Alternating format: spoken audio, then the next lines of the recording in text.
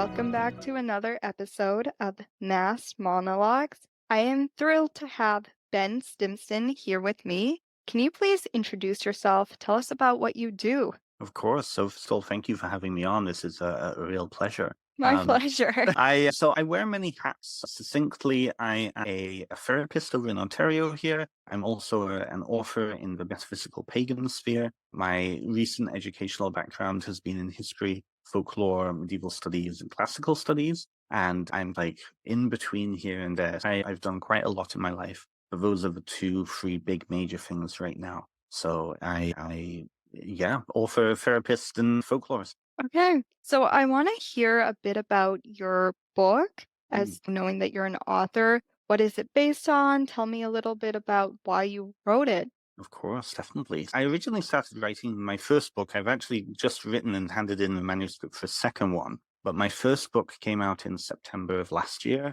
And I started writing it originally in 2021, very early 2021, during one of the pandemic lockdowns here in Canada. And so the book's title is Ancestral Whispers, A Guide to Developing Ancestral Veneration Practices. It's a metaphysical spirituality book. It's teaching people how to bring in a spiritual practice of working with one's ancestors in a way that is going to bridge the therapy piece, but also bridge the spirituality piece and put people back into relationship with themselves and those who came before. The whole book is really an overview of worldview, of how to think about the ancestors, Hmm. particularly from a Western kind of mindset. I've been very blessed with involvement in various spiritual practices over the years. African traditional religion, a European-based religion, and of course my own background. You can tell I'm not from Canada originally. I'm from the United Kingdom, bringing that Western and Eastern kind of perspective. So I wanted to put something together that would allow people within the niche that I'm writing in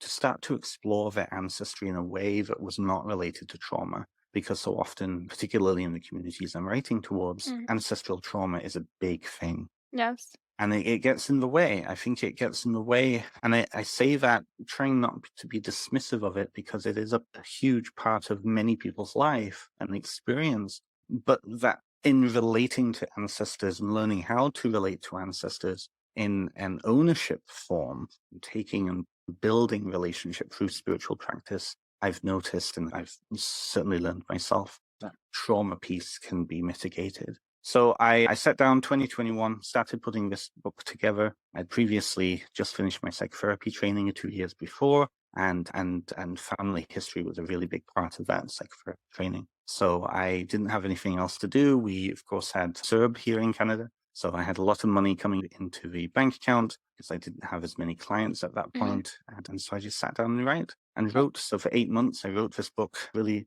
was involved in kind of worldwide traditions, Hmm. and that's what I did. So then last September it came out, and it's been doing really well. People have been really having a good time with it. Yes, and I want to touch on the concept of your book. So, for Hmm. those who are not familiar with spiritual practices, what are they exactly, and what have you written about in your book? Maybe are Yes. there applications that people can use in their daily lives, or Hmm. let's just speak a little bit more about that because to me it sounds a little open-ended and Yes. not I personally don't have a lot of expertise in spiritual practices, and I'm just wondering what exactly it is, how Mhm. it's applicable to someone's circumstances, and how one could incorporate it into their lives. Absolutely. So the target audience is really a Western audience, North American and Western European, Australian audience. And one of the issues of the Western world is we have become so psychologized when it comes to our relationship to reality around us, right? Everything is symbolic, everything is figurative, everything is outside, everything that is within a nice tidy box. Yes. And one of the big issues that we're seeing in the therapy field, particularly as the baby boomers start to age out, and particularly around the COVID pandemic, was the sheer amount of death that was suddenly surrounding us. Mm. And that Western idea and model of connection with death and understanding death and kind of digesting death, Yes. I'm afraid.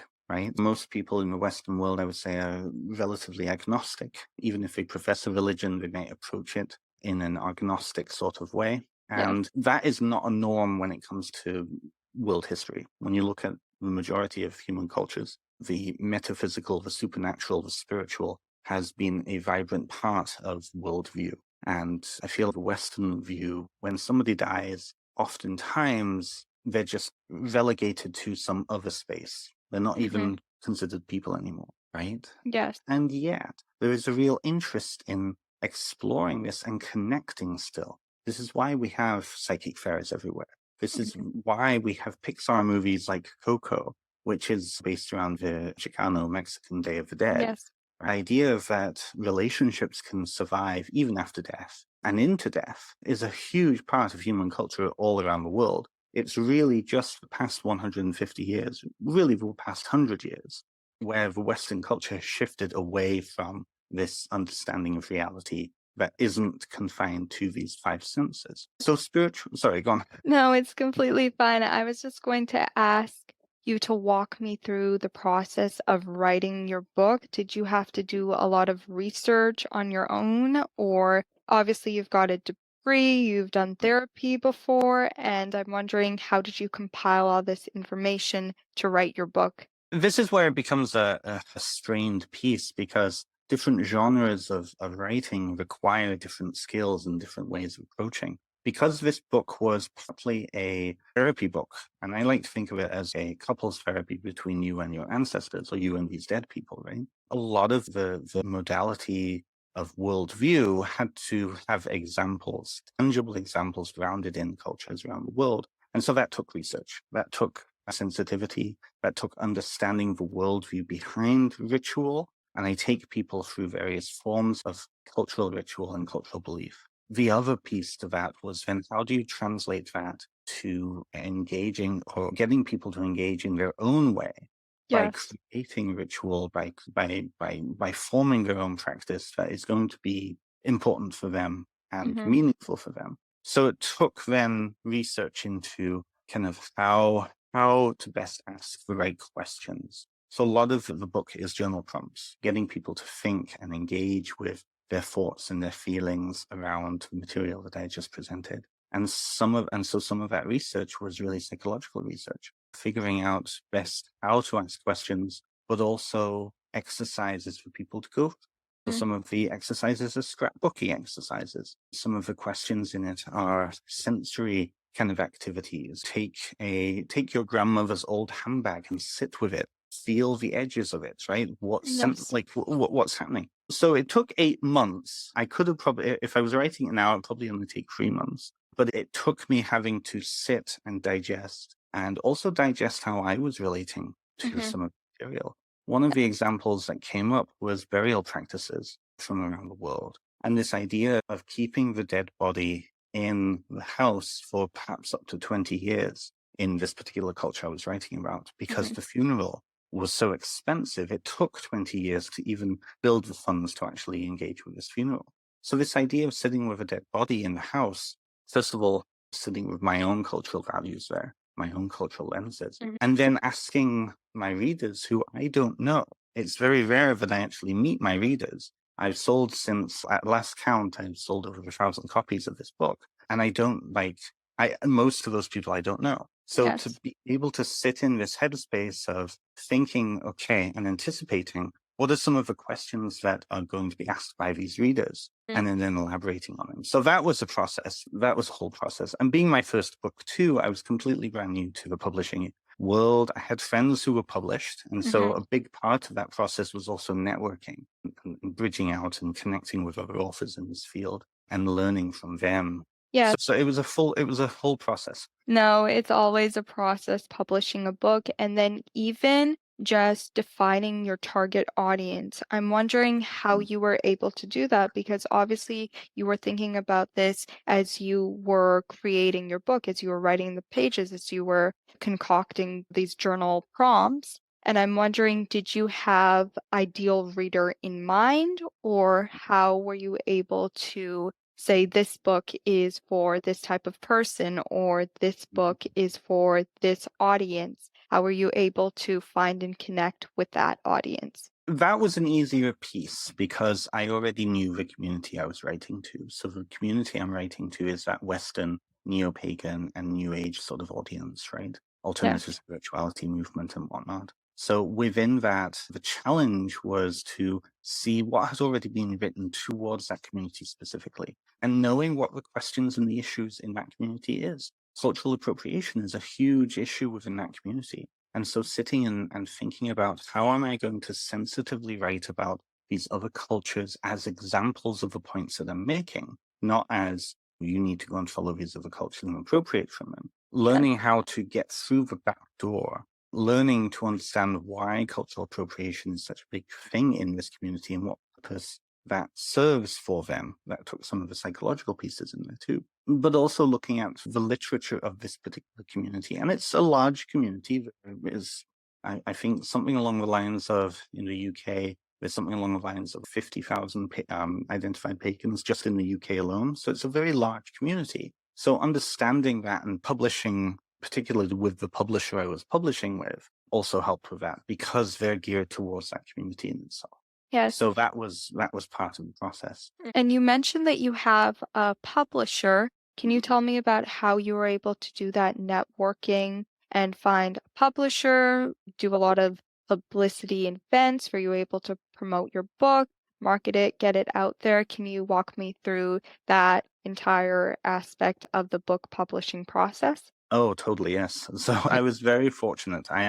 My clinical supervisor at the time was published through this publisher and gave me her editor's email. So I originally I came up with a proposal, sent off a proposal in 2020, and they didn't get back to me for 8 months. At which point then I reached back out again and they said, oh yes, we would love to have this. So then I started writing the book. In publishing, there's really three ways of going about it. You can Mhm. self-publish, you can approach a publisher that doesn't require you to have an agent, Yes. or you find an agent and you go through that route. I was fortunate with this publisher because it didn't require an agent. I feel like now I work with two different publishers. I'm primed and in a better position to approach an agent eventually. But back then it was you send an email and it's called an inquiry email. Yes. Yes. So you send an inquiry email and you describe what the book is about, be succinct, one small paragraph just basically blurbing what the book is all about, the project is all about.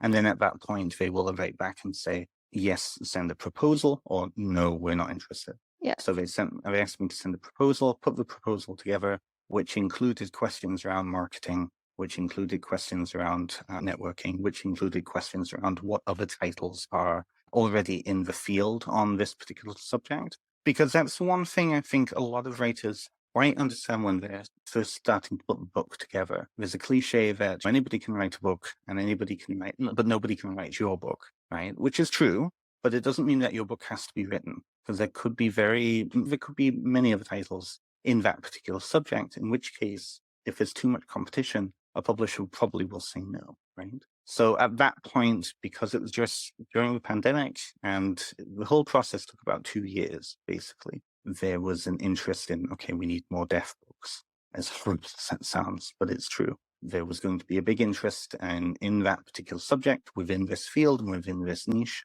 but they said yes. And ironically, I had already sent the pitch to another publisher, the second major publisher within this niche. And they replied back and said, we're not interested right now in this, but this is really strong. Do go and take this to Llewellyn and you'll be more successful.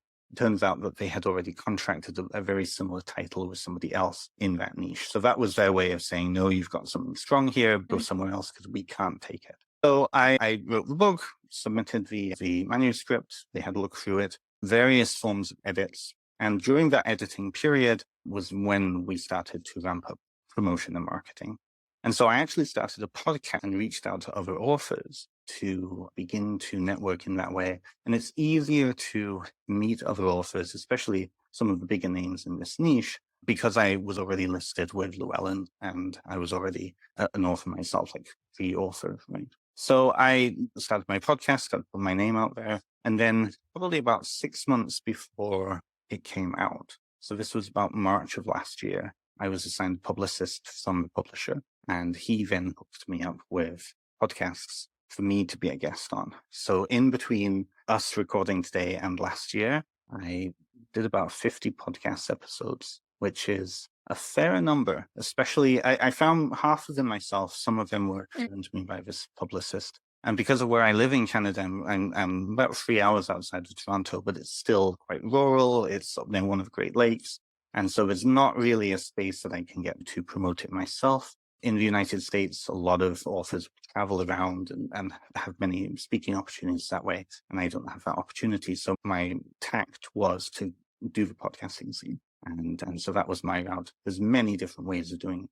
Yes, and I'm wondering if you've experimented with any other routes of marketing. I know a prominent one is ads, investing in ads, or starting a YouTube channel, social media, Instagram, TikTok. I'm wondering if you've ever Absolutely. dabbled with those. Totally. It's one of those things. It really depends on what the niche is, what the book is, what the topic is, and the audience, right? Ads are not going to generate anything from my particular niche. What really worked for my niche was going on to podcasts where I could speak about the topic in depth, give people a real taste, right?